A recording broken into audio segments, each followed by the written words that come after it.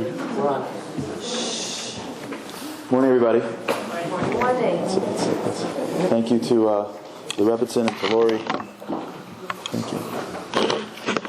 I guess for me, the reason why I'm here is because, for me, I always struggle with fast days. Fast days for me are like, forget about it. I become a mathematician on fast days. I know exactly how many minutes, when it's over, to the second. I'm holding by world clocks every single moment of every day. And I'm always struggling with fast days because I can do anything. But when you take away food, I'm a Jew for God's sakes. When you take, and my mother, my grandparents, for those who know them, food is sort of part of my life.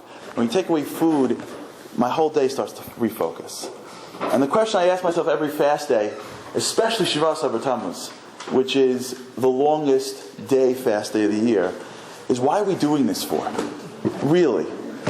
When Hashem messes with our food, you know it's serious. What are we here for? We're going to go through a day of, it's almost like when I try to explain this at work, they say like, you guys are like Marines, like every day is another like challenge. Some days you can't turn on lights, some days you can't turn on lights, some days you can't eat, some days you can't eat. You're doing things, you can't eat bread, you can't eat bread. I'm like, yeah, it's like a life obstacle course that we go through. And the question we have to ask ourselves, otherwise, we run the risk, which is a big risk, of just not eating today. And that's it. If we go through a day like Shabbat or Tammuz or any fast day, and we just don't eat, and that's our day, we distract ourselves enough to make the day go as quick as possible. Maybe we do this or we do that, we run some extra errands, and then we get through the day and we go, we did it, we made it. The obstacle course is done. What's the point? There's no way that we're sitting around with Hashem's got nothing to do up there, so he figures, let's have my kids go through some more obstacles, and then we're done and it's over. Unless we understand why we are here and why we're about to go through a 98-degree fast for the next 12 hours, we run the risk, as the Rambam says, of wasting the opportunity. And the Rambam says in Hilchos Tainis, Hatshuva derech livtoach halavavos leorer Kidei bahem sheiru hatzaros mifnei bahem mis'anim Yisrael shechol yom sheyesham hatzaros. Any day that there was tzaros, osam v'lanu v'lahem shigaram adat. It was what happened then, but what's happening now. This is what happened with our forefathers that caused the day of fasting is happening today with our actions. Fast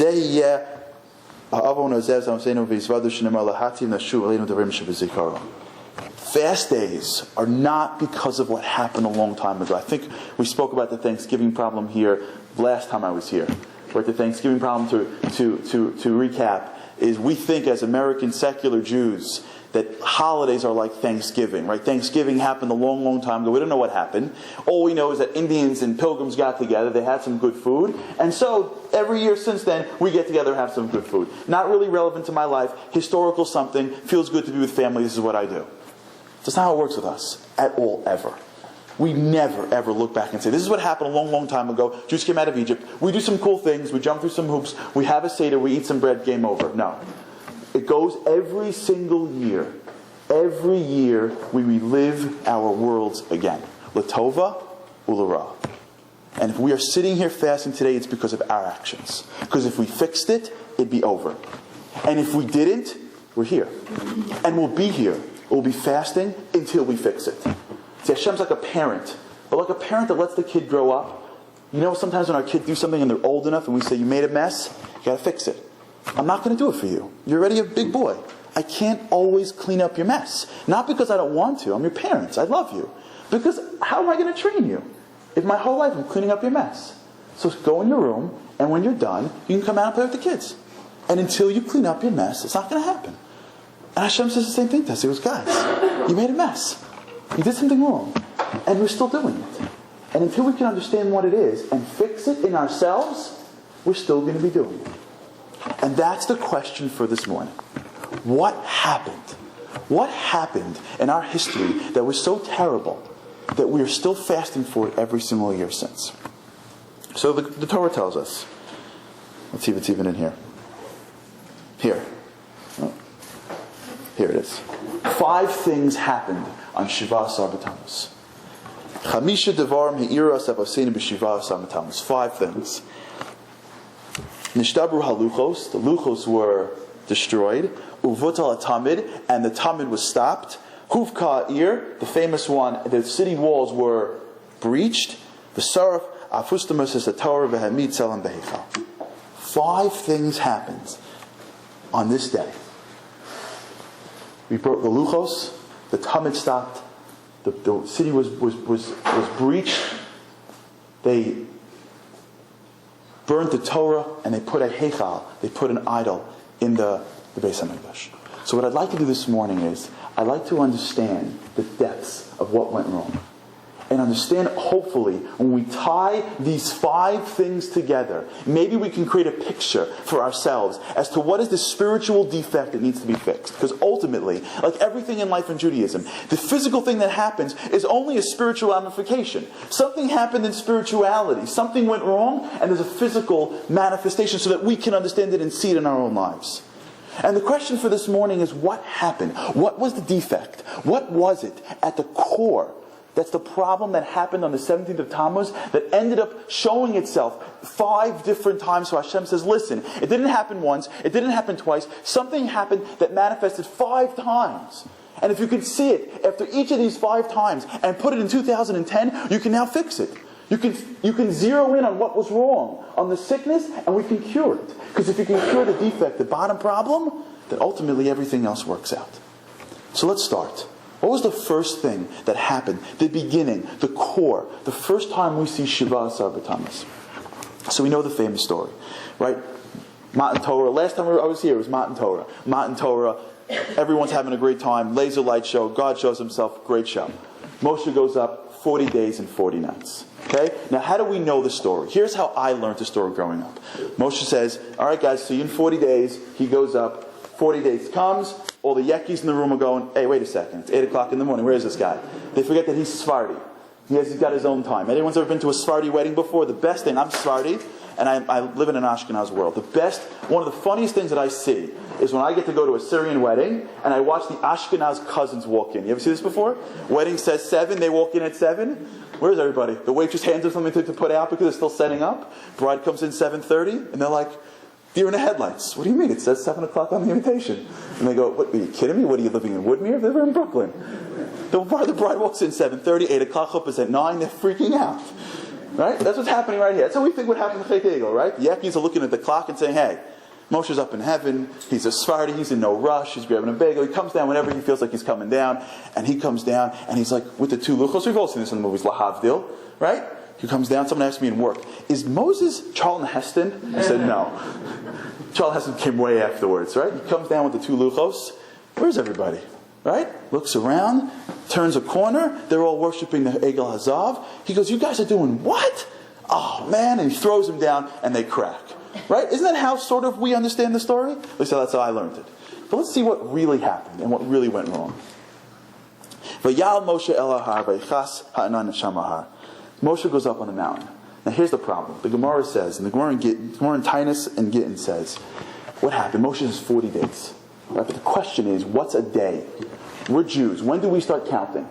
At night. So when you say a day, when does the day, to have a full day as a count, when must you start counting? At night. If someone leaves in the morning and they say 40 days from here, when does the day start? Is it the day or is it the next day? Right? He went up on the 7th day. Set 40 days from the 7th day of Sivan is 16th of Tammuz. He turns around to the crowd and says, I'll see you in 40 days. They walk and they go back home to the calendars. Day 1 is 7th day of Sivan.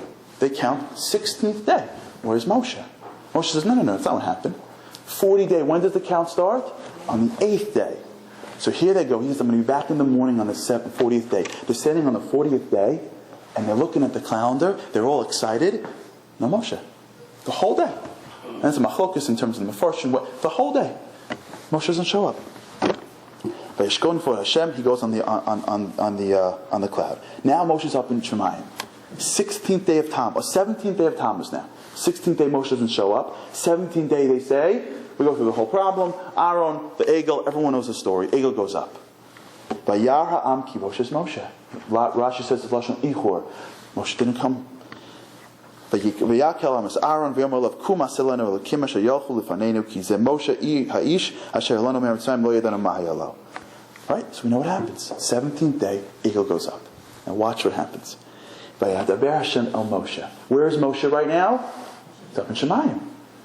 And they're learning. Him and HaKadosh Baruch Hu having a chavrus, they're having a great time. The coffee's around, everyone's sitting around the base measures. Moshe not done. He was going to come back in the afternoon. It's now still early in the morning on the 17th of Tammuz. And Hashem turns to Moshe and says, Lech reid ki shiches amcha asher ha'elisim emechem. Go down, because your nation has left me. Moshe's watching what's happening on the screen. Hashem says, Moshe, stop, time out. Look at the screen to your left. Look what's happening down on earth.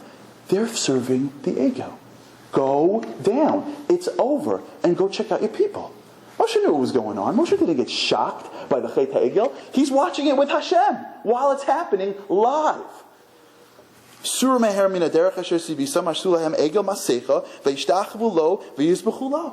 is what's happening. They're serving the ego. What does Moshe do?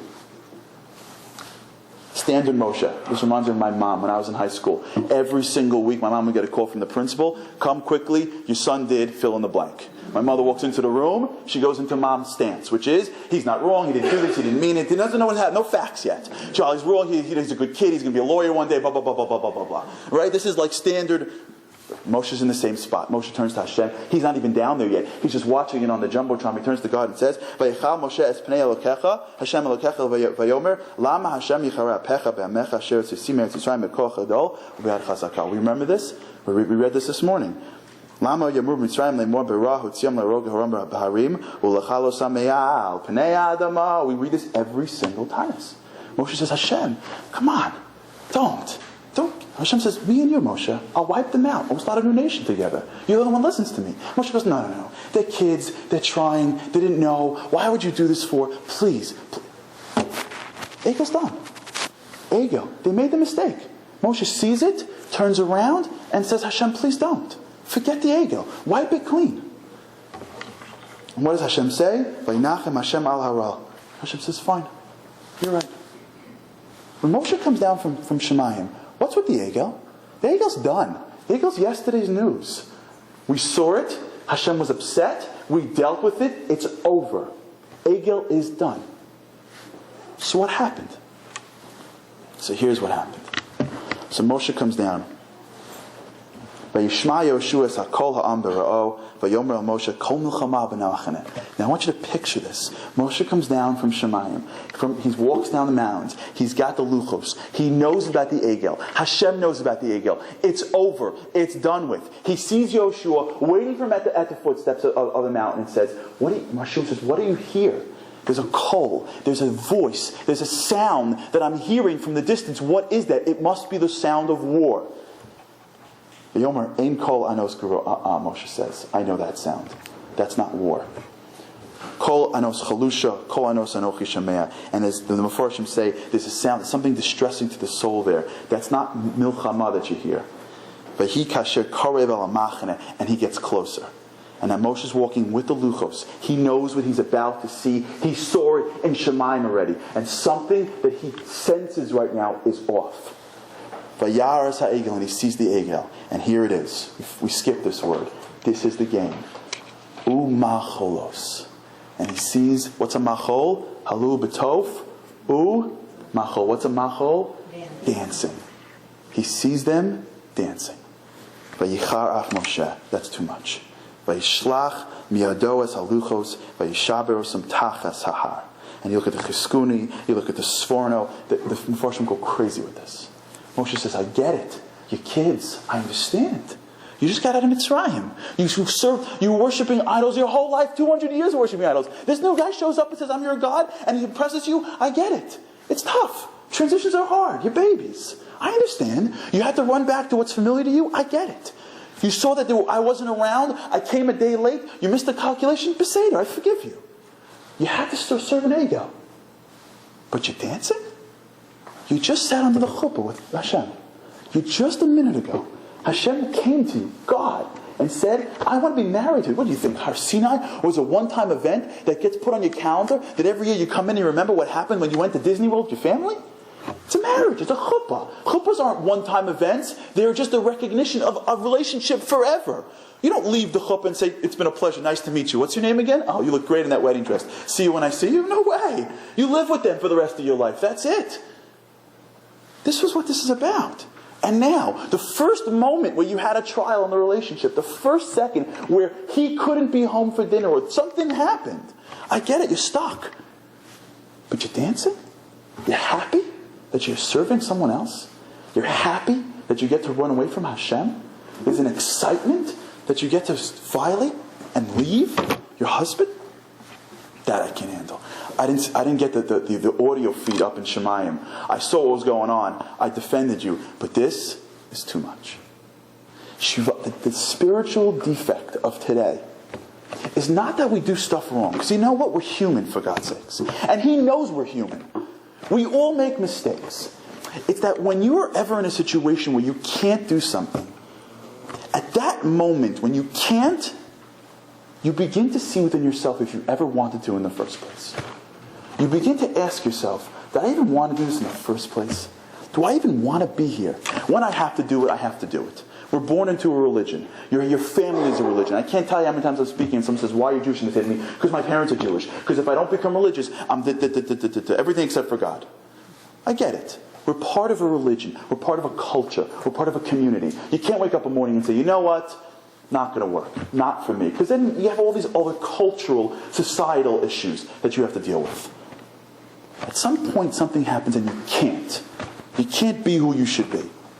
You can't be the Jew that you're supposed to be in public. And now you're alone. You're on vacation. You're in private. You're stuck somewhere. There's no this. There's no kosher food. There's no minyan, whatever it is. And at that moment, you come face to face, whether you wanted to in the first place or not.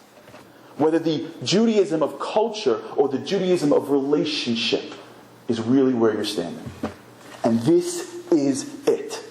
This is the moment where the Jews showed Hashem. It's about culture and society and pressure. And I have to, because when God says, do you want to accept the Torah? No one says no. But when all's said and done, when I'm not around and I can't, and I'm stuck with my back against the wall, the truth is, I wanted to really be serving idols. Because otherwise I'd be crying by the ego. Otherwise I'd be in pain by the ego. But I'm laughing and joking. Are you kidding me? We're having a party by the ego. I want to be here.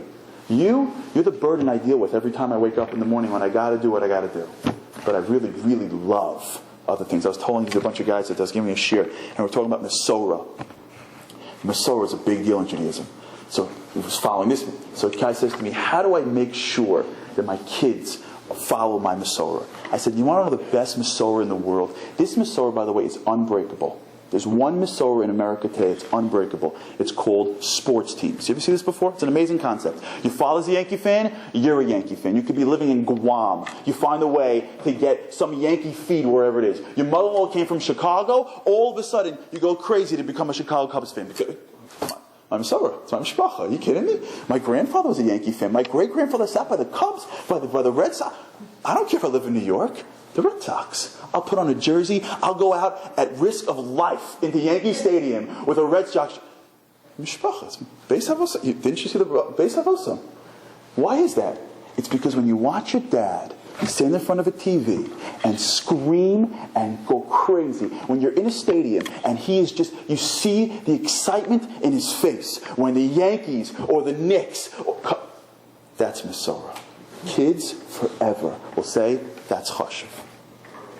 Shiva Asar B'Tammuz is where we ask ourselves, why are we here? Period. End of story. That's the question. If we're here because we have to be here, come on. If we're here because we love it, because He's our Father, that's the game. That's why we're here for. And that's what we're fasting for. We are fasting for the times where our people, because we're one people, says, you know what the truth is? If I could get out, I'd get out. But I am here in this relationship, not because I have to be, because I want to be. That's the fast. That was the sin of Shiva Asar B'Tammuz. That was the initial defect that we saw. A little crack. No one got divorced yet. No one got separated yet. We still ended up together. You're right by the chuppah, and the chassan says, I don't know if I want to be here.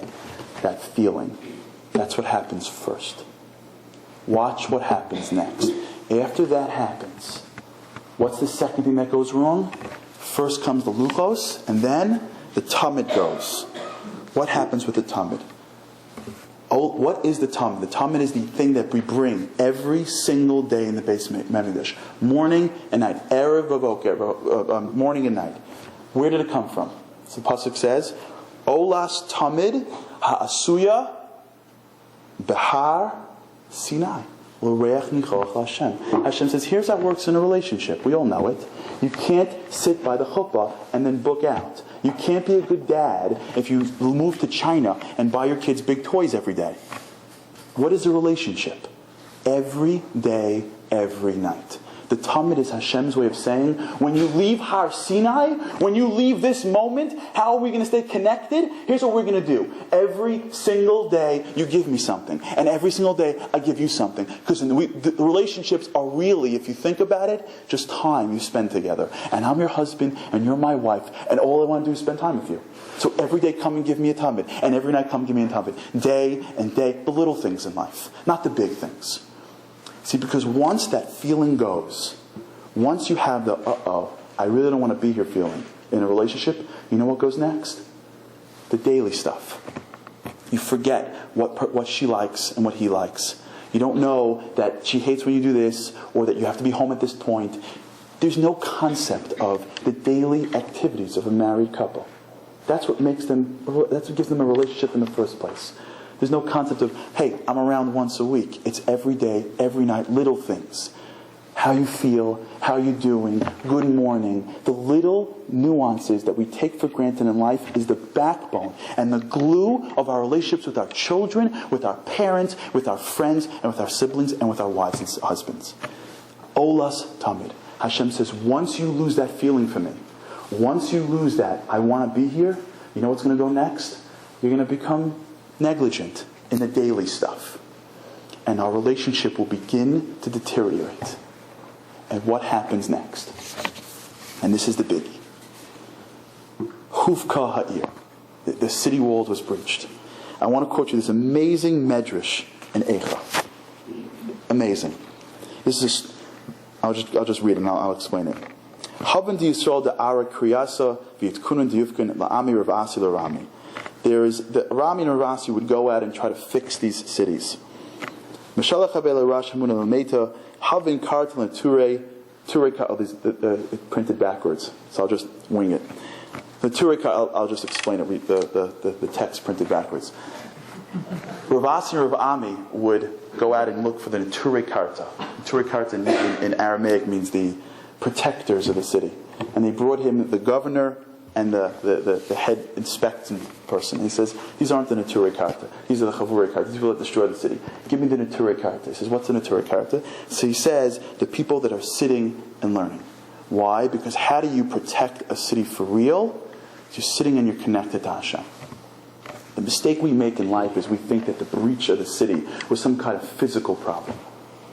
Whenever the relationship starts to go, the connection starts to lose, the power between you and the connector starts to wane, and it all goes. Hashem says, listen, once you're connected to me, you're unstoppable, you're unbreakable. No one's going to touch you when it's me and you. I promise you. You're Jews. You don't fight so well. Do me a favor. I can take you and I'll conquer the world with you when we're together. But when we're apart, when the connection breaks, the world goes where the world goes. And I want to read you a great story. And this is a quoted story. I'm reading it from the Yalkut Lekach Tov. Following the German occupation at the outset of World War II, when Harav Yitzchak Zev Soloveitchik, the Brisker Rav, was forced to flee from Warsaw, he found the roads filled with German murderers. He had the Brisker Ravs leaving Germany, and the road is filled to the gills with Yimach Shemam. He spent the entire time of his flight concentrating on the thought, Ein Od Milvado. Everything is Hashem. That guy in an SS uniform with a gun is Hashem. There is nothing but Hashem in the world. And due to this, he was able to miraculously escape to Vilna, which at the time was outside their jurisdictions. This is Rav Nevin Sal. You ever heard of Rav Nevin Sal from the old city? Here's what he says, and this is, I think, the game right here. Strengthening the recognition that except for the Almighty, there is no other force in the world is a tremendous skula for removing from oneself and negating all the decrees and wills of others, totally preventing them from working against us. Even though the Germans had bombs, machine guns, and other weapons of destruction, when one understands that there are nothing whatsoever, they can have no control over us, and we can be saved from them if Hashem wants.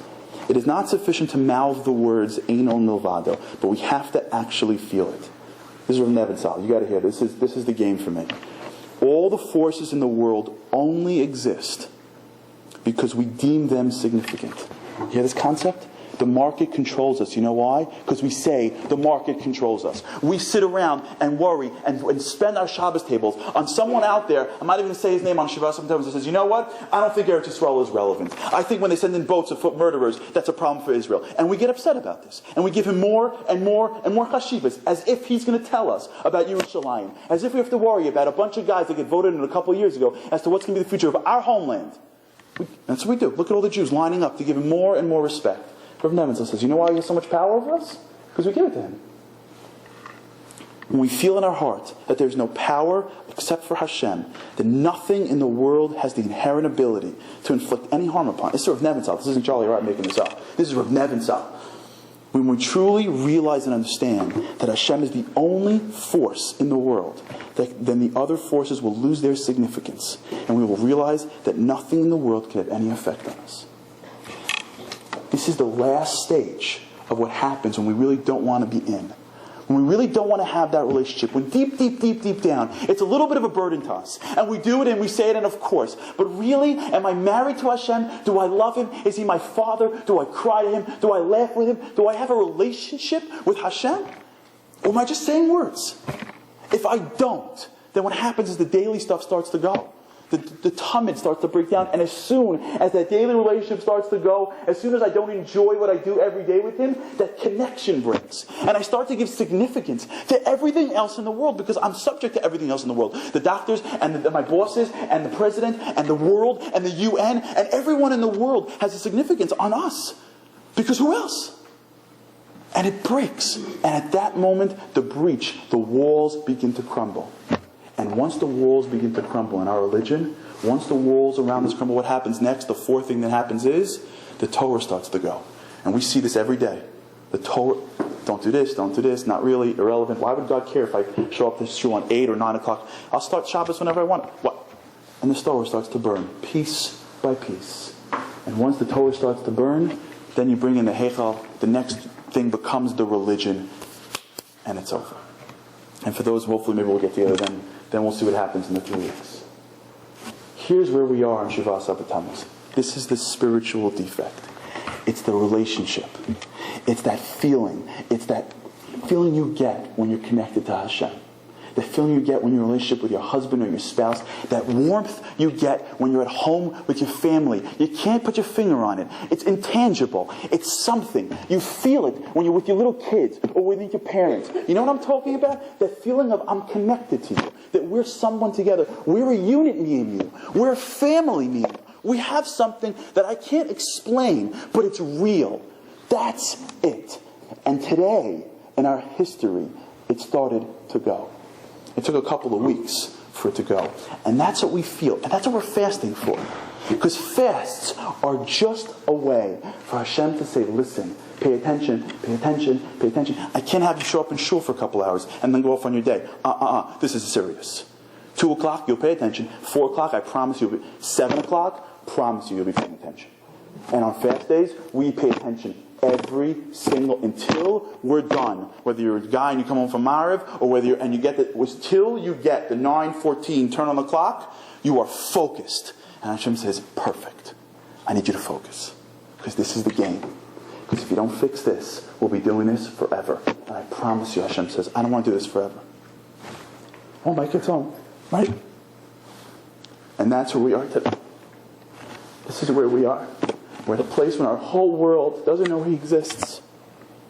And we can, a small group of people together, say, you know what, for one day, you know what, I believe in you and I love you. You're my dad. And deep down, maybe I didn't want to do this and that, but if I just learn more about you, I'll connect more to you. and I'll stop the tsaros that plague us. And as soon as I can do that, it'll build and build and build and build, and the walls will start to come around us more and more and more. And as a people, we will be strong again, happy again, healthy again. You know the feeling you get, and this is for this I'll conclude, and I apologize for trying. You know that feeling you get, I get this all the time. My kids go to camp, today's the first day of camp in a bunch of places. And you get that feeling at like the beginning of the 3 weeks, you know that feeling? You're like, I don't know, 3 weeks. I'm like, just watch them. You know that feeling you get, like, no swimming, don't do anything, don't drive, just 3 weeks. Then you know what the feeling is? That's a feeling of emptiness, no? Like we're not protected. Like we don't know which way to turn. You know that feeling in the 9 days?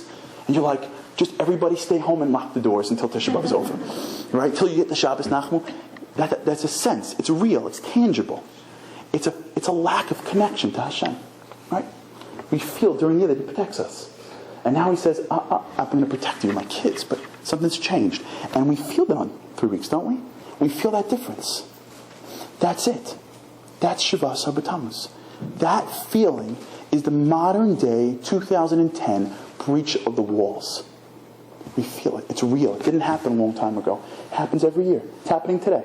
For those of you who had that feeling this morning, and for those of you who have that feeling in the 9 days, you feel like the walls are broken. And the usual protection is changed. That's it. We're living it. And we can change it. We can change it. Especially ladies, I always say. Especially the women. Because you guys are connected better than we are. We can change it. By today, starting to change the way we look at Hashem. By today, not wasting a day in a fast, but using it as an opportunity to connect to Hashem in a real way and to ask ourselves the question of, am I really married to you? Can I build my relationship with you? What can I do to begin to understand you more, Hashem, and appreciate you and get connected to you? When we build that, as soon as we start to fix the luchos problem, we fix the daily problem, we fix the breach problem, and ultimately we get to a place where we can create a wall around our people, so that this year, Tisha B'Av, we don't have to worry about fasting, instead we can worry about dancing. Thank you so much for listening, much appreciated.